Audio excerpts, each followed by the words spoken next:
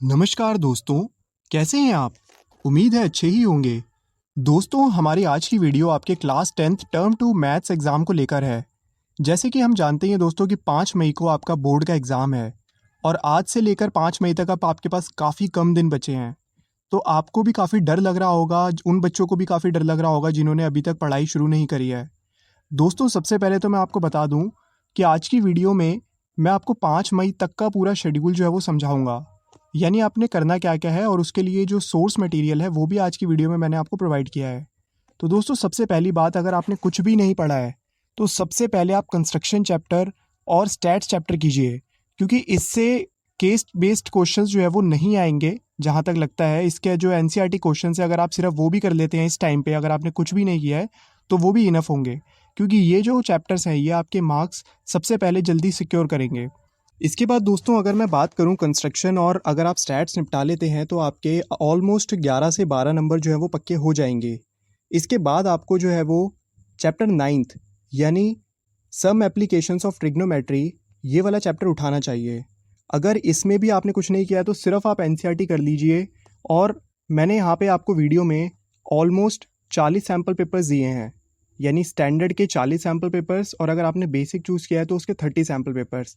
तो सम applications of trigonometry के लिए आप अपनी एनसीईआरटी करने के बाद वहाँ से भी प्रैक्टिस कर सकते हैं। जितने ज़्यादा करेंगे उतना अच्छा है, क्योंकि दोस्तों अगर हम इसकी बात करें तो ये वाला जो चैप्टर है, यानी जो ट्रिग्नोमेट्री का अकेला चैप्टर है, ये पूरा का पूरा 7 नंबर का आएगा और इसके केस बेस्ड क्वेश्चन जो है वो ज़रूर आएंगे जहाँ तक मुझे लगता है।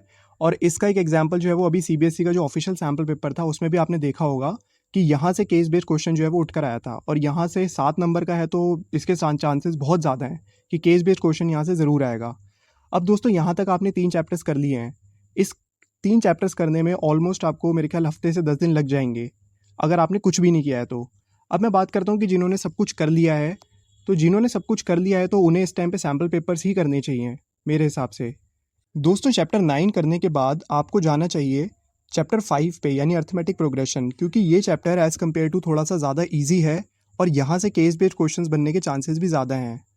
तो अगर आप चैप्टर 9 कंप्लीट कर लेते हैं या आपने कंप्लीट कर लिया है तो आपको चैप्टर 5 करना चाहिए। ये उनके लिए है कि जिन्होंने अभी तक कुछ भी नहीं पढ़ा है, या जिनको काफ़ी ज़्यादा डर लग रहा है, या जिन्होंने कुछ पढ़ा है और वो कुछ भूल चुके हैं।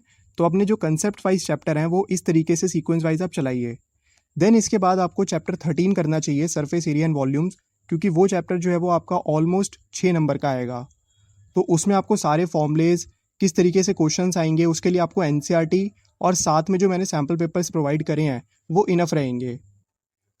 इसके अलावा दोस्तों, अगर हम बात करें तो सबसे लास्ट में आपको क्वाड्रेटिक इक्वेशन और सर्कल के लिए जाना चाहिए, क्योंकि सर्कल के क्वेश्चंस जो है वो आसान है, मुश्किल नहीं होते हैं, लेकिन कई बार बच्चे इनके क्वेश्चंस में कंफ्यूज हो जाते हैं।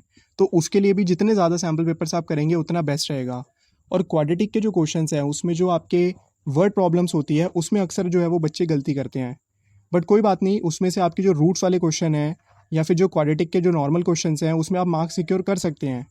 तो उसकी आप एनसीईआरटी प्लस जो ये सैम्पल पेपर्स हैं उसकी अच्छे से प्रिपरेशन कीजिए। तो दोस्तों, ये स्ट्रैटेजी जो थी ये ऑलमोस्ट आपके 15 से 20 दिन ले लेगी। ये उन बच्चों के लिए है जिन्होंने अभी तक कुछ भी नहीं पढ़ा।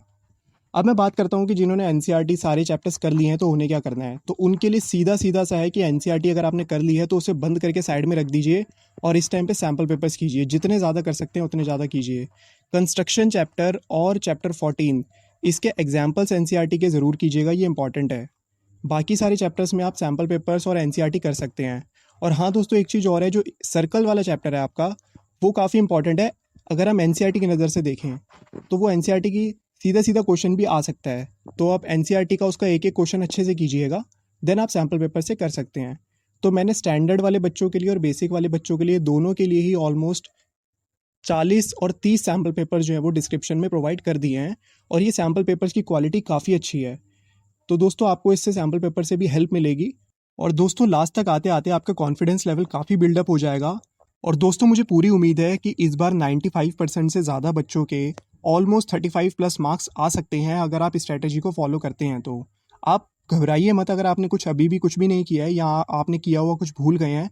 जैसे मैंने बताया उस तरीके से कीजिए, तो लास्ट तक आते आते आपको ज़रूर बेनिफिट मिलेगा।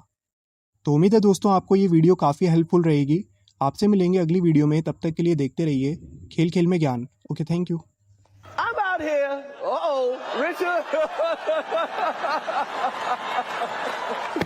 Oh, wow. Wow.